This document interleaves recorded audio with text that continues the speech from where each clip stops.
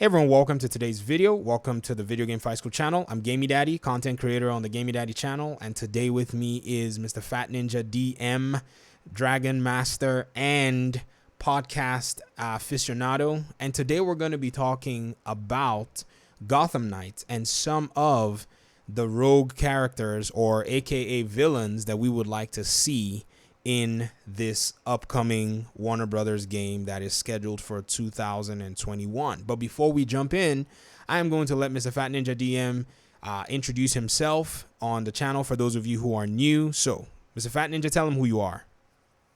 All right, thank you, Gamby Daddy. Appreciate that. Of course, I am Fat Ninja DM. Over 23 years of dungeon mastering, Dungeons and Dragons, and various other role-playing games.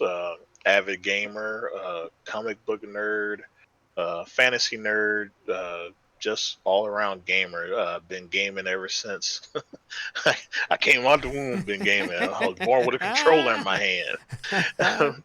But seriously, I'm really glad and so honored and humbled to be able to go on this journey with Gaming Daddy down this rabbit hole, if you will, of gaming goodness, of superheroes and whatnot.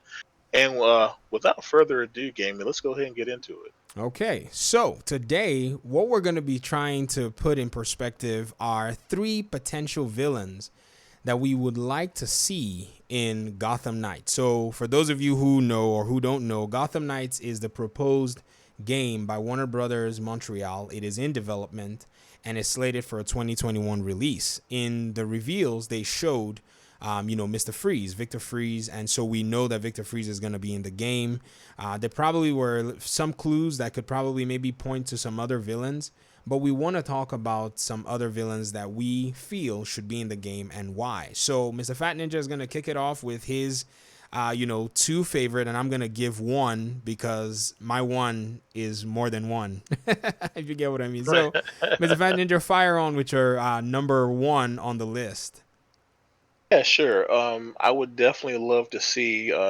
He's kind of a, to me, in my opinion, he's kind of underrated, but I just like his backstory. Good old Solomon Grundy, born on a Monday. Mm-hmm. Uh, I really enjoy his story. I mean, it's nothing groundbreaking, but I like how it's presented. You know, he's just a zombie, basically, but how he became that's what I like about his story. You know, he's a classic Batman villain. And my number two, I would definitely like to see Hush, because like people really, unless you really get into comic books, you only know surface stuff of Hush. He is a very deep rooted Batman villain, and another reason why I would love to see Hush in there in some shape, form, or fashion.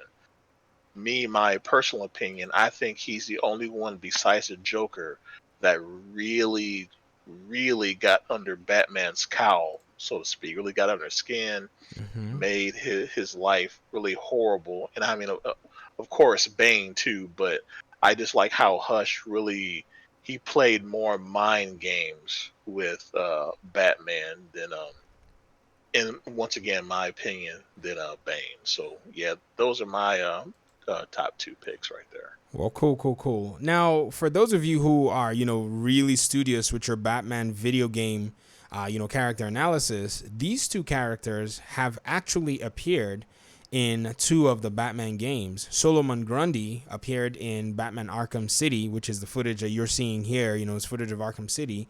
And Hush, now that you were saying this, Mr. Fat Ninja, I remember that he made a very short appearance in Batman Arkham Knight because he went by his other alias, which is Dr. Thomas Elliot. And so he was trying to kind of like do some shenanigans. It was a short side encounter, but you do encounter him in the game. And yes, if he he got under the cowl for real, because of the way he was written as a character. He's not necessarily a classic character like, say, Solomon Grundy, but I think the development team would have to be very creative if they were to write these two characters in. Hush, I see more room for him. Solomon Grundy, I see a lot more creativity because, his character is kind of older than these kids, but doesn't mean they haven't encountered them, if you get what I mean. And so those are two of the three. And the third one, in my own estimation, as somebody who basically likes the Rogue Gallery and some of the interesting characters and what they basically stand for, I would love to see Poison Ivy appear in Gotham Knights game. Now, how they're going to fit her into the game needs to be the traditional Poison Ivy, where she has this double, entendre about her, where in some instances she has to play the good, the good person, if in a sense where she has to help the Bat family, or in some cases she can play the villain. So in Arkham Knight, the way that she was actually introduced, she was introduced in a villainous position, but then over time and over the course of the game, she got to help Batman, if you get what I mean. And then the really interesting thing that made me even want to pick Poison Ivy is she has connections to Catwoman, who are who, if you look at both of them in the sense of how they are put in the game, they have this weird love-hate relationship. For those of you who remember, even Arkham City and Arkham Asylum, Poison Ivy and Catwoman have had a very weird friendship, enemy, or frenemy relationship. And again, Poison Ivy has ties to Harley Quinn.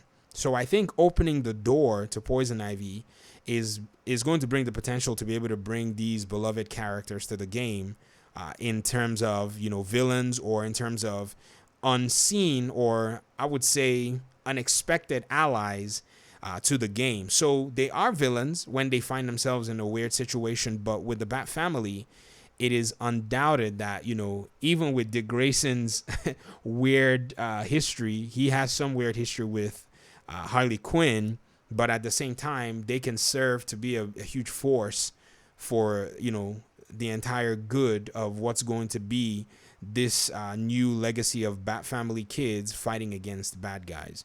So these are the three characters that we would like to see in the game. Now, we're gonna title this "Bad Guys or Bosses," but we all know that bad guys and bosses in the Batman universe, they usually, in some senses, they'll shape shift whenever their interests fall in line with Batman.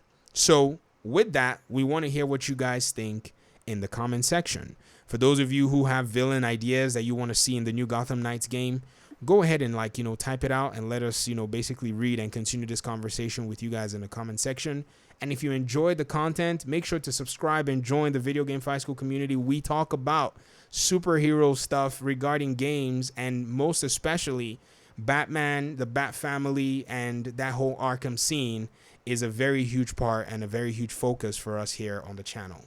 So with that, Mr. Fat Ninja, bid them farewell. We'll see y'all in another video.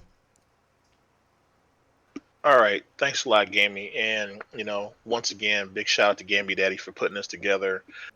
Just nice to have something, not necessarily fresh, but just a different perspective on the gaming community at large.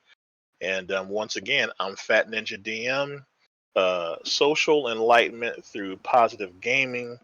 And a big shout out to Doc G from Gamey Daddy's Discord channel, and also The Aussie. Be Righteous from Identity. He's been a big help motivating me and other people in both communities. It's a big help. So if you happen to see him online, make sure you say what's up. And with that out the way, when you least expected it, I just stole your critical hit and your Ooh-wee. sandwich. Later, folks. Peace out.